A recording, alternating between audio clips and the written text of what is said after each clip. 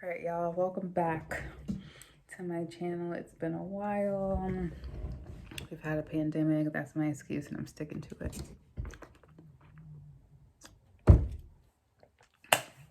The reason I'm making this video is because when I was in nursing school and I was watching all these nursing YouTube videos, I didn't see many labor and delivery nurse videos. I mean, there are a few. Like, I watched a lot of Nurse Ag's videos, and she still makes videos, which are great.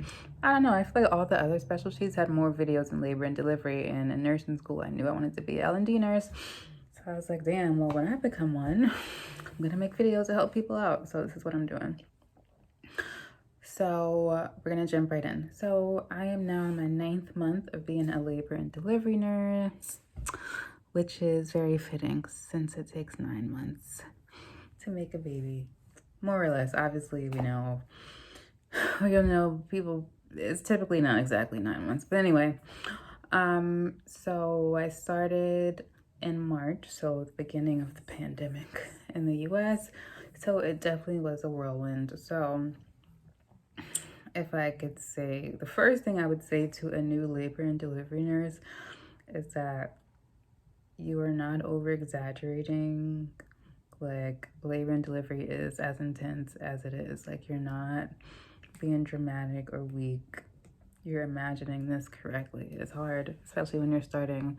And I say that because I think before you go into labor and delivery, a lot of people are like, oh, it's a happy unit. It's so easy. You're just helping people push. Like, one time I told somebody, I was like, oh yeah, I work in L&D, and they're like, oh, you just like help people push. And I was like, that's like this much of my night. Like, that is a very important job, but we do way more than help people push. But I would want to say to you, like, it is hard. Like, you're not a horrible nurse, you're not incompetent, you're not overreacting. It's fucking hard, despite what people will tell you. So your first few days, weeks, months, even your first year, it's completely fine to feel frustrated, overwhelmed, tired. You may even feel incompetent, and that's normal. Like, in the beginning, I was like, how am I ever gonna have my own patient? Like, and I had 2 great preceptors, but I was like, I don't know how they're doing this. Like, it's a lot because, again, a lot of people go into labor and delivery thinking you're just like playing with babies, and I don't know what people think about labor and delivery, but most people don't know it's as hard and demanding as it is. Still fun, but demanding. Like, what other specialty are you doing? Like, so you're obviously learning how to be a labor nurse, right? You also have to learn, well, not have to, but you have the option to learn how to be the triage nurse in labor and delivery, which is a whole skill set. You have to learn how to circulate, because at any time your patient could need a C-section, you are going to be that circulated nurse. Right? You also have to learn how to scrub, which is a whole nother world. So for instance, on night shift, sometimes we don't have a scrub tech, or we don't have enough, so a nurse will have to scrub. And all my OR nurses, you can attest, scrubbing is like a whole, scrubbing gives me anxiety.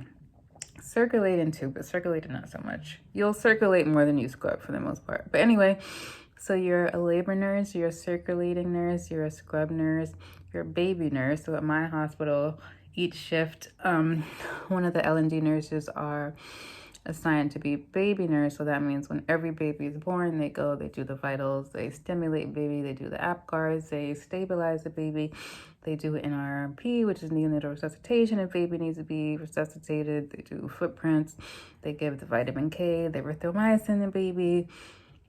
So you gotta learn how to be baby nurse. I feel like I'm missing some stuff. Oh, PACU. So after a C-section, if you're circulating, you take your patient to the PACU, which is a post-anesthesia unit. So you do PACU, which is a lot of charting every 15 minutes. And then all of this is going on while you're still taking baby vitals every 30 minutes. At this point, you have 2 patients still. So labor and delivery is a lot, and at any minute we could have an emergency. Your patient could hemorrhage. Your patient could be having like a shoulder dystocia. You're doing a lot of educating. You're doing a lot of reassuring from her. You're dealing with like family issues. If the spouse has like, it's a lot, and it's also a specialty. So there's a lot of very specific information you need to learn. You have 2 patients, like, it's a lot. Like, it's a lot. Obviously, it is a lot happier than other units, but when it's bad, it's real bad, you know? So if you need any validation, if you're a new labor and delivery nurse and you feel weak for feeling tired or frustrated, don't be. I'm here to say you have every reason to feel that way. It's crazy out here in labor and delivery, but you can do it. It does get easier. I know people say that, and I used to be like, is it really going to get easier? Like, am I going to be the one nurse who is literally horrible forever? No. And also some older nurses may make you feel like you aren't competent. Do your thing. They were there once, and a lot of older nurses forget that, but you got to start somewhere. As long as you're doing your best and you're staying safe, keep on doing your thing. I'm sure you're okay. Nursing is hard. It's a steep learning curve, especially if you're in a specialty unit, and especially during the pandemic. Like, anyway, next thing I would say. So we talked about you perhaps being stressed, frustrated, hard on yourself, which is a big one for me. I'm very hard on myself. And I think it's important to try to not let that interfere with your like work ethic and like the attitude you bring to work. So you should try to remember that it's your patients is like their most important day of their life, or one of their most important days, and that'll kind of like humble you. Like, to you, it's just another day or night at work. You're like, all right, coming in. This is my first of 3 shifts in a row. Let me just change into my scrubs and get it over with. But to these people, they're having their baby. Sometimes it's their first baby, sometimes it's their 11th baby, but still, it's a pretty big day. So, you know, I try to bring that energy, like, this is, and these people will remember you forever for the most part. And like, to us, it's like, if you showed me like 10 of my patients right now, would I remember them in 5 years? Most likely not. Not because they weren't special, but because, you know, we see a lot of patients. But to them, they only had a few labor nurses. Some people only there for a shift. They only have 1 labor nurse. They'll remember you. Like, you don't want them to have a horrible time. You wouldn't want your birth to be horrible. And I've heard a lot of traumatic birth stories. Some of them had nothing to do with the nurse, but some of them I feel like could have been better if the nurse was a better advocate or just nicer. So just remember that it kind of puts stuff into perspective. Like, to us, it's just another day, another shift. We may be tired, may have personal stuff going on, but it's a pretty big day for these people, and it's an honor to be a part of it. Like, sometimes, like, during a delivery, like, watching the baby's head come on, like, I can't believe I get to be a part of this. Like, it is magical. Not to sound corny, but it is. So when I'm having rough days, I'm just like, you know what, Nubia, you always wanted to do this. This is like your dream. These people are probably scared if they're first-time mothers or first-time like birthing people. You can be one of the factors that helps them have a good experience. Girl, do your thing. So that may be helpful for you to remember too. All right, this is a big one. Don't take it personally. So I would guess that at your place of work, there are a lot of characters. There are big personalities, interesting personalities. Don't take it personally. Like, I am a pretty sensitive person. I can be a crybaby. This is kind of like a life lesson. 99% of the time when, like, let's say a doctor freaks out at you, a patient freaks out, it's nothing personal. It's like something they're going through. They're anxious, or they're feeling a certain way and they're projecting it. But like, typically it has nothing. Either they're that way to everyone, like they're just like assholes, or they're anxious and they're taking it out on you. Like, just kind of let it roll off your back. Obviously, easier said than done, but I think being a nurse, you'll learn that quickly, because if you like cried or like tried to pop off after every like little incident, you would just be crying and popping off all the time. Like, people have attitudes. People are snarky, people can be rude, but it's a high stress job. I kind of attribute it to that. Like, I'm not making excuses for people, but I don't take it like rude, whatever. Obviously, if they're disrespecting you, you should address it politely and calmly. If it's really bad, obviously you go to your charge nurse, you escalate it, go to nurse manager, but just let people, we all have different personalities. Some you may not gel with. And you don't particularly have to. You just have to be cordial, and you have to make sure your patient is safe and do your job. Like, you're not supposed to, you don't have to be best friends with these people. And just don't take it personally. Like, a lot of times people are under stress. The doctors are under stress. They want to get the baby delivered ASAP, so they're snappy. Just do the best you can. Make your patients your priority. Take care of your own mental health and your job.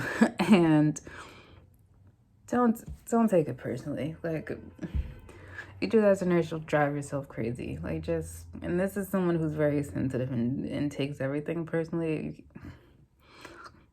Don't do it. Don't do it. Next, take care of yourself. Again, easier said than done, but for instance, I'm working night shift. Sleep is important. Eating, drinking is important. Using the bathroom when you need to is important. Just, self-care is the name of the game these days. I'm sure you've all heard of it. Do it. Like, this means take care of yourself on shift and off shift. So, like, most likely you're working 3 days, you're off 4, or something like that. Like, do you on those days off. And I'm kind of like being a hypocrite. Like, I'm still getting my sleep pattern down. So honestly, a lot of my days off, I'm tired. Like, it takes me a lot to do chores and like adult stuff, because I'm dog tired after my 3 shifts. But I still try to make time to do stuff I like. I still try to make sure that I'm okay, because if I'm not okay, then I can't really give my best at work. Especially in the pandemic, you really got to try to take care of yourself. Whether that means like going to your appointments, like making sure you're staying on top of your health, going to the dentist, I don't know, walking your dog if you have one. I feel like everybody has a goddamn dog. Take care of your plants. This is my second born plant, Pinky. She's here because I just got new plants, so I'm like shifting them around, but this is my favorite, Pinky. Exercise, go to therapy. Again, easier said than done, especially in these times. It's really hard to fit everything in. And as a new nurse, like, and your sleep schedule may be crazy, like, it's a lot. But when you can and where you can, how you can, just try to like take care of yourself. Because we're busy taking care of other people, particularly women and particularly nurses. We always running after everybody else. Take care of yourself. Seriously. If you had paid time off, make sure you take it. You earned it. And you work hard. Those 12 hours, that's hard work. You know how my feet feel after a shift? Like, I'm tired. You wear that mask for 12 hours. Like, take care of yourself. Treat yourself too. Seriously. And the last one, advocate for your patient. Now, this I'm still kind of finding my way around. I think as a newer nurse, it can be difficult, because I feel like advocating may be easy if you have a better rapport with the doctors or the midwives or the anesthesia team. But part of our role as nurses is advocates. So obviously you won't be able to get your patient everything they want. Like, if they want to have no Pitocin, no epidural, no AROM, and they just want to be left alone, that's probably not going to happen in the hospital, sadly. But you can do what you can. Like if they want some more time to think about the AROM, which is the artificial rupture of membranes, as long as it's not like a emergency, you can maybe help them talk to the MD about it. Tell them the different ways they can labor, the different ways they can push. Tell them about the peanut ball, the birth ball. If you have like handles on your bed, if they can get up and walk around, you can try to advocate for them to use intermittent monitoring instead of kind of continuous monitoring so they can move around more. Like there are small ways you can help, and there may even be big ways you can help. Like, so I'm kind of learning how to navigate that myself, but I don't know, that's kind of what got me into labor and delivery. I do want to help people have better birthing experiences, especially people who look like me, you know, because we die in childbirth. So, I mean, as a new nurse, obviously your priority is just learning how to be a nurse, period. And that's like a double full-time job. Like, I think I'll be a better advocate once I'm, you know, just more like confident in my nursing skills and I know more, because then I'll be able to advocate more. But yeah, so those are the tips I would give. Again, I'm still a new grad nurse. I'll be a year in March, but these are just some things that honestly, I guess they could help with nurses in different units as well. But shout out to all the labor and delivery nurses. Comment below. I'm curious to hear what other tips you would give. Look, I'll take tips too. And yeah, I'm gonna try to do more videos related to labor and delivery. If you have any suggestions, I'll take them. But it's hard, y'all. Shout out to everybody. Shout out to especially the nurses, but shout out to everybody. It's been a rough year. So I don't know, y'all. It's been a rough year. Shout out to everyone. I don't even know. Be on the lookout for my next video. Thanks for watching.